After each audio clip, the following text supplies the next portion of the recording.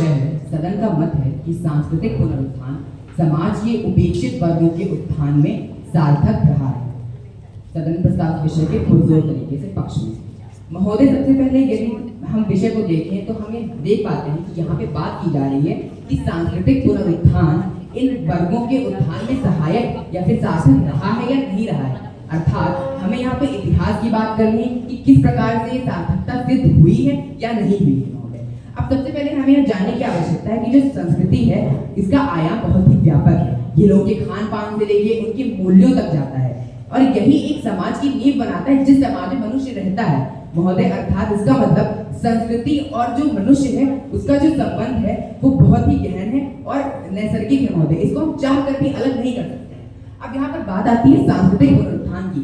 सांस्कृतिक पुनरुत्थान वो चेतना है जो हमें प्रेरित करती है कि हम जाएं उस संस्कृति के बारे में, उस संस्कृति के मूल तत्व के बारे में जानें, उसको पढ़ें और समझें और उसको आज आकर लागू करें जो संस्कृति एक समय पर गर्त में चली गई थी महोदय। इसका मतलब हमें यहाँ पे उस संस्कृति के बारे में जानना होगा और यदि हम इसकी परत दर परत खोलें तो हम ये जान पाएंगे कि हर संस्कृति का जो मूल तत्व होता है वो एक सामाजिक संरचना को बनाए रखना होता है और इसमें जो रूढ़ियां होती हैं वो बात उत्पन्न हुई महोदय। अब यहाँ पे बात आती है उपेक्षित वर्ग की महोदय। उपेक्षित वर्ग वो वर्ग है जो जिसका दमन हुआ है किसी दूसरी संस्कृति के द्वारा और जो लैंगिक, जातीय या फिर आर्थिक आधार पर दमित है महोदय। अब इसके बाद यहाँ पे बात आती है कि जब हम देखते हैं इतिहास को तो इतिहास गवाह है कि जब जब इस उपेक्षित वर्ग का दमन हुआ है तब तक इस सांस्कृतिक पुनरुत्थान की चेतना ने ही इस उपेक्षित वर्ग को क्रांति करने के लिए आक्रोश में लेके आया है। चाहे हम संथाल रेबेलियन की बात करें या फिर हम लैटिन अमेरिका में जो भी इंडाइजिनस लोग रह रहे हैं उनकी क्रांति की बात करें या फिर आज यदि हम आज अपने इस विश्व में देखें तो जो हिब्रू भाषा है उसका जो पुनरुत्थान हुआ है उसकी बात करें तो ये सभी एक तरीके से सांस्कृतिक पुनरुत्थान के उदाहरण हैं जो कि आज हमें देखने को मिल रहे हैं। क्योंकि ये वर्ग जानते हैं कि यदि इनकी संस्कृति नष्ट हो गई तो इनका जो अस्तित्व है वो मटियामेट हो जाएगा महोदय।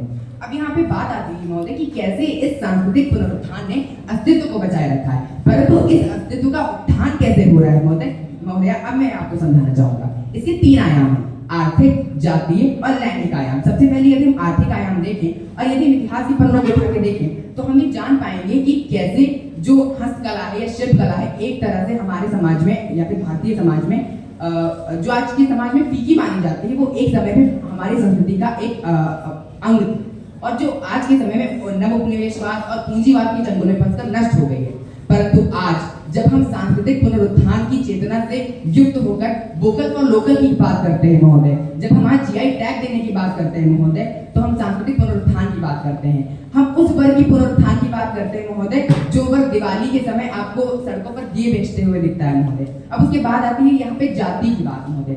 जब जाति की बात करते हैं महोदय तो यहाँ पे हर जब एक ही संस्कृतियों का पुनरुत्थान होगा तो बाकी वर्ग भी इनकी संस्कृतियों के बारे में जान पाएंगे महोदय। हम जान पाएंगे इनकी कहानियों के बारे में, उन कहानियों के पीछे छिपी पीड़ाओं के बारे में, उन पीड़ाओं पे छिपे सच के बारे में जो सच हमें बताता है कैसे इन संस्कृतियों के मूल्यों को जानबूझकर इतिहास के पन्नों में दबाया गया।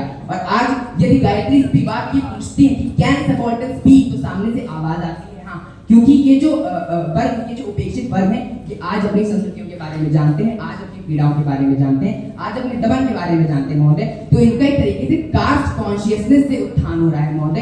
एक तरीके से वो जो शक्ति वो उत्थान कर रही है महोदय। अब यहाँ पे बात आती है लैंगिक स्तर पर कैसे उत्थान हो रहा है महोदय।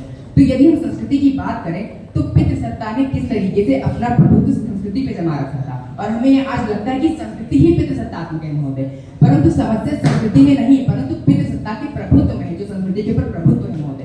तो उस प्रभुत्व को खत्म करने के लिए पहले हमें उस संस्कृति के मूल तत्व को जानना होगा।